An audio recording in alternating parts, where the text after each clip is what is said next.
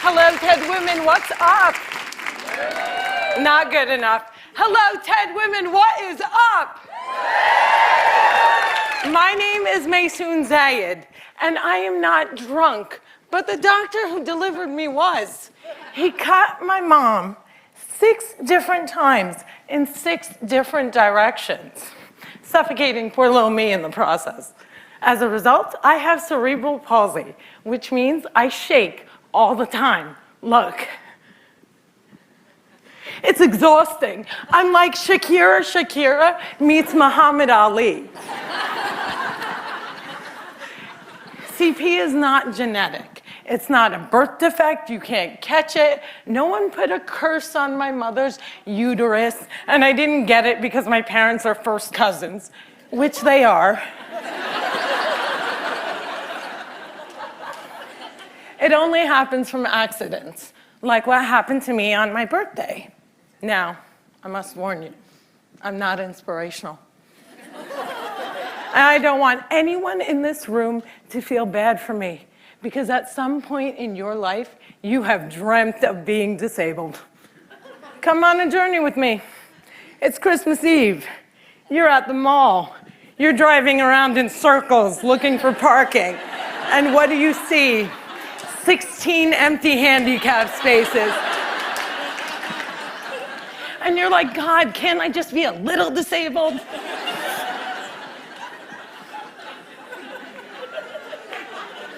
Also, I gotta tell you, I got 99 problems and palsy is just one. If there was an oppression Olympics, I would win the gold medal. I'm Palestinian, Muslim, I'm female, I'm disabled, and I live in New Jersey.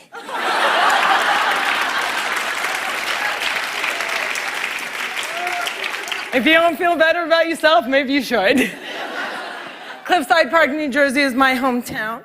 I have always loved the fact that my hood and my affliction share the same initials. I also love the fact that if I wanted to walk from my house to New York City, I could. A lot of people with CP don't walk.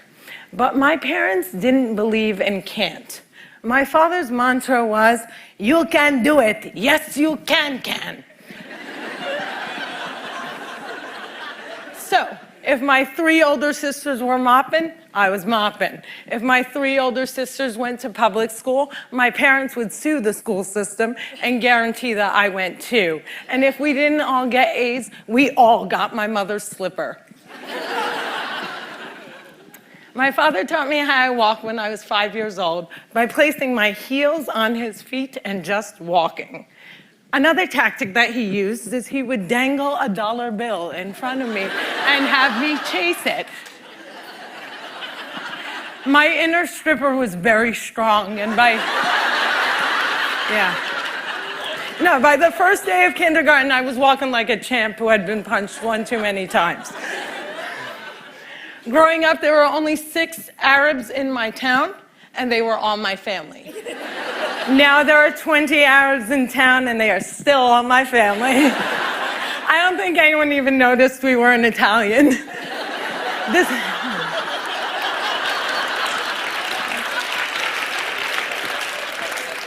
This was before 9/11 and before politicians thought it was appropriate to use "I hate Muslims" as a campaign slogan.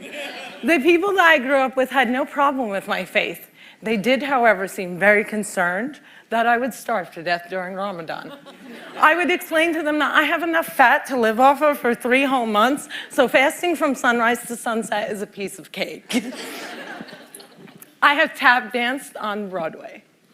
Yeah, on Broadway. It's crazy.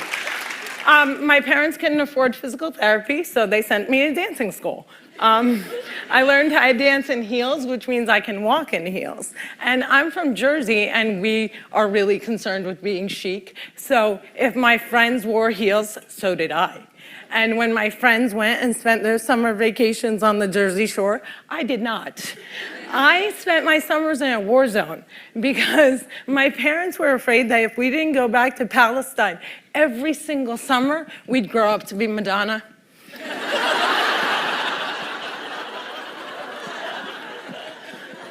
Summer vacations often consisted of my father trying to heal me. So I drank deer's milk, I had hot cups on my back, I was dunked in the Dead Sea, and I remember the water burning my eyes and thinking, it's working, it's working.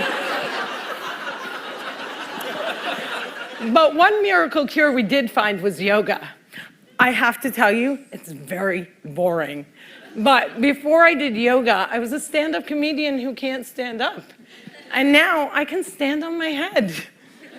My parents reinforced this notion that I could do anything, that no dream was impossible. And my dream was to be on the daytime soap opera General Hospital. I went to college during affirmative action and got a sweet scholarship to ASU, Arizona State University, because I fit every single quota. I was like the pet lemur of the theater department. Everybody loved me. I did all the less than intelligent kids' homework. I got A's in all of my classes, A's in all of their classes. Every time I did a scene from The Glass Menagerie, my professors would weep. But I never got cast. Finally, my senior year, ASU decided to do a show called They Dance Real Slow in Jackson. It's a play about a girl with CP. I was a girl with CP. So I start shouting from the rooftops, I'm finally gonna get part. I have cerebral palsy. Free at last, free at last. Thank God almighty I'm free at last. I didn't get the part. Sherry Brown got the part. I went racing to the head of the theater department, crying hysterically like someone shot my cat, to ask her why. And she said it was because they didn't think I could do the stunts. I said, excuse me, if I can't do the stunts, neither can the character.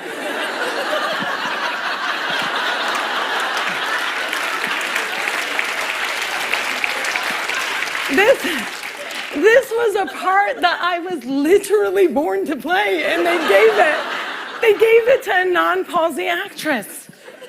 College was imitating life.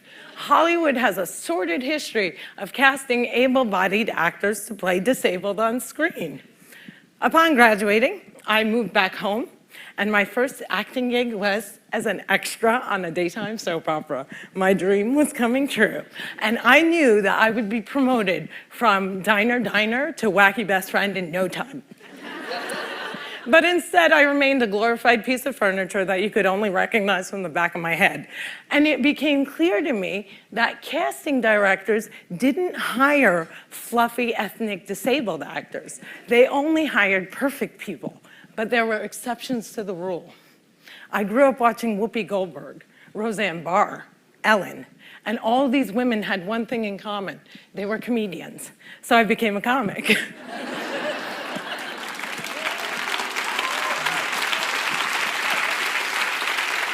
My first gig was driving famous comics from New York City to shows in New Jersey. And I'll never forget the face of the first comic I ever drove when he realized that he was speeding down the New Jersey Turnpike with a chick with CP driving him.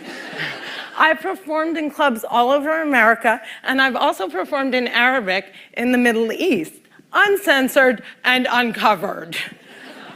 Some people say I'm the first stand-up comic in the Arab world. I never like to claim first, but I do know that they never heard that nasty little rumor that women aren't funny and they find us hysterical. In 2003, my brother from another mother and father, Dean Obidallah, and I started the New York Arab American Comedy Festival, now in its 10th year. Our goal was to change the negative image of Arab Americans in media while also reminding casting directors that South Asian and Arab are not synonymous.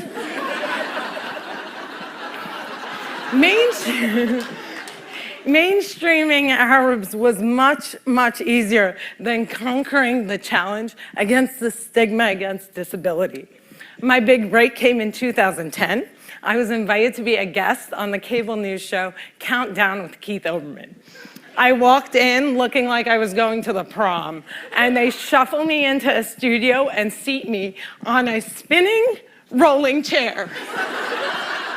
So I looked at the stage manager and I'm like, excuse me, can I have another chair? And she looked at me and she went, 5, 4, 3, 2, and we were live, right? So I had to grip onto the anchor's desk so that I wouldn't roll off the screen during the segment.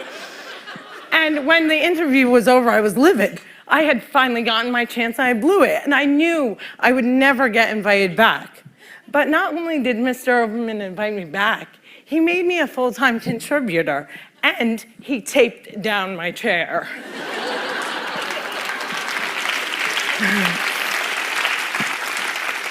One fun fact I learned while on the air with Keith Oberman was that humans on the internet are scumbags.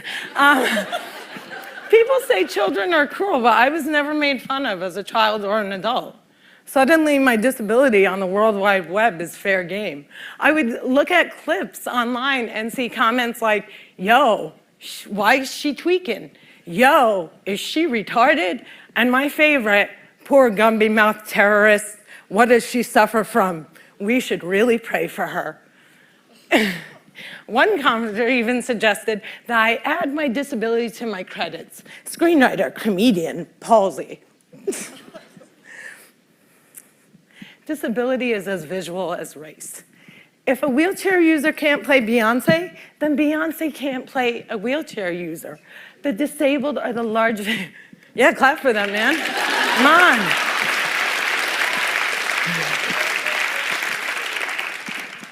People with disabilities are the largest minority in the world, and we are the most underrepresented in entertainment. The doctor said that I wouldn't walk, but I am here in front of you. However, if I grew up with social media, I don't think I would be. I hope that together we can create more positive images of disability in the media and in everyday life. Perhaps if there were more positive images, it would foster less hate on the internet. Or maybe not. Maybe it still takes a village to teach our children well. My crooked journey has taken me to some very spectacular places. I got to walk the red carpet, flanked by soap diva Susan Lucci and the iconic Lorraine Arbus. I got to act in a movie with Adam Sandler and work with my idol, the amazing Dave Matthews. I toured the world as a headliner on Arabs Gone Wild. I was a delegate representing the great state of New Jersey at the 2008 DNC, and I founded Maysoon's Kids, a charity that hopes to give Palestinian refugee children a sliver of the chance my parents gave me. But the one moment that stands out the most was when I got, before this moment,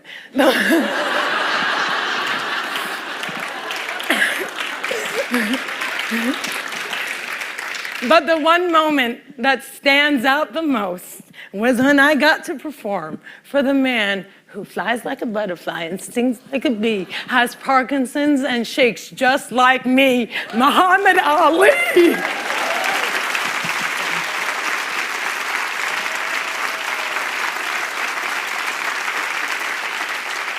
It was the only time that my father ever saw me perform live, and I dedicate this talk to his memory. Allah yarhamak yaba.